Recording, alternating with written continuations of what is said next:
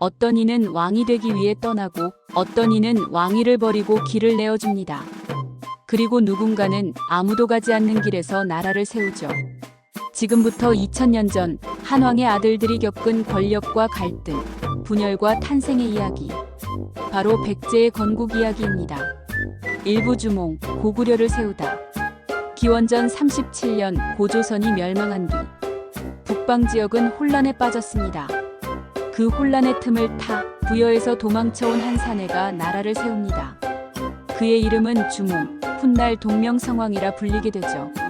활쏘기의 귀재였던 그는 부여의 시기와 질투 속에 떠밀리듯 탈출했고 비류수와 졸본 지역에 새로운 나라를 세웁니다.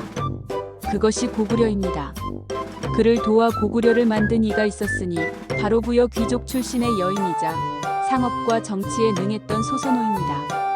그녀는 두 아들 비류와 온조를 데리고 주몽과 함께 고구려 건국에 큰 역할을 했습니다. 이부 유리의 귀환 그리고 계승. 주몽에게는 떠나온 옛부인 예씨와의 사이에 낳은 아들이 있었으니 그의 이름은 유리입니다.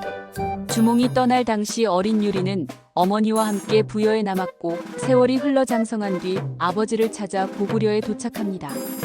주몽은 유리가 자신이 남겨둔 활과 화살촉을 가지고 있는 것을 보고 그가 자신의 친자임을 확신하게 됩니다. 그리고 고민 끝에 자신의 장자이자 부여 혈통의 정통성을 잇는 유리에게 왕위를 물려줍니다. 이 순간이 역사적 전환점이 됩니다. 온조와 비류 그리고 어머니 소선호는 더 이상 고구려에서 머물 수 없음을 직감합니다. 그리하여 스스로 고구려를 떠나 남쪽으로 새로운 땅을 찾아 나섭니다. 삼부 형제의 갈림길 미추홀과 위례성. 소선호와 두 아들이 도착한 남쪽 땅. 여기서 형 비류는 서해안의 미추홀 지금의 인천 일대를 선택합니다. 비류는 이곳이 바다와 가까워 교역에 유리할 것이라 판단했지만 실제 환경은 습하고 물이 짠 불모지에 가까웠습니다. 반면 동생 온조는 한강 남쪽의 평야 위례성을 선택합니다.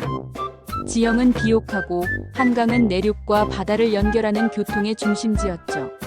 시간이 지나면서 비류는 자신의 선택을 후회하고 병을 얻어 죽습니다. 결국 비류를 따르던 무리들도 온조에게 귀속되며 새로운 나라 백제가 탄생합니다. 사부 백제의 시작과 의미. 백제라는 이름에는 여러 설이 존재합니다. 하나는 온조의 무리가 강을 건너온 큰 무리라는 의미에서 유래했다는 설. 또 하나는 초기 정착지가 한강 유역의 백제현에서 비롯되었다는 해석이 있습니다. 중요한 것은 이 나라가 도망자에서 시작된 것이 아니라 개척자 정신에서 비롯된 창조의 결과라는 점입니다. 온조는 왕위에서 밀려났지만 무너진 것이 아니라 새롭게 자신만의 나라를 일군 인물이었습니다. 오부 주몽의 마지막과 유리의 시대. 주몽은 유리에게 왕위를 물려준 후 기원전 19년경 세상을 떠납니다. 고구려 백성들은 그를 동명성왕으로 추존하며 이후 하늘의 자손이자 신화적 시조로 숭배하게 됩니다. 유리는 제2대 고구려 왕으로 즉위하여 정치 체계를 다지고 외적을 방어하며 주몽이 남긴 나라를 안정시키는 데 힘씁니다. 그리고 고구려는 북방의 강자로 백제는 남부의 신흥 세력으로 서서히 각자의 길을 걷게 됩니다. 이제 한반도에는 삼국시대의 서막이 열린 것입니다. 육부 갈등에서 피어난 새로운 시작. 우리는 이 이야기를 단순한 형제 싸움으로 볼 수 없습니다. 비류와 온조는 왕위를 두고 다투던 세력이었지만 결국 서로 다른 길에서 각자의 이상과 판단을 실현하려 했습니다.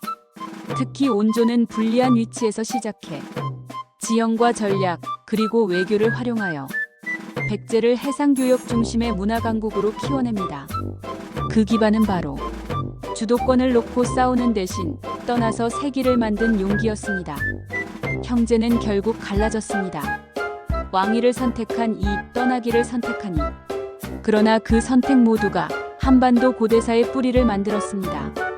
이 이야기는 누가 이겼는가의 문제가 아닙니다. 누가 새 길을 만들었는가의 문제입니다. 그리고 지금을 살아가는 우리에게 말합니다. 기회는 주어지지 않을 수도 있습니다. 하지만 스스로 만들 수는 있습니다. 온조가 그랬듯 말이죠. 주어진 자리에 안주하지 않고 새로운 길을 모색하는 용기.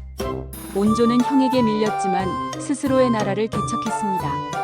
의는 조직이나 사회 안에서 밀려난 이들이 새로운 길을 만들어낼 수 있다는 교훈을 줍니다. 정통성과 실력의 균형. 유리는 장자였고 주몽은 정통성을 중시했습니다.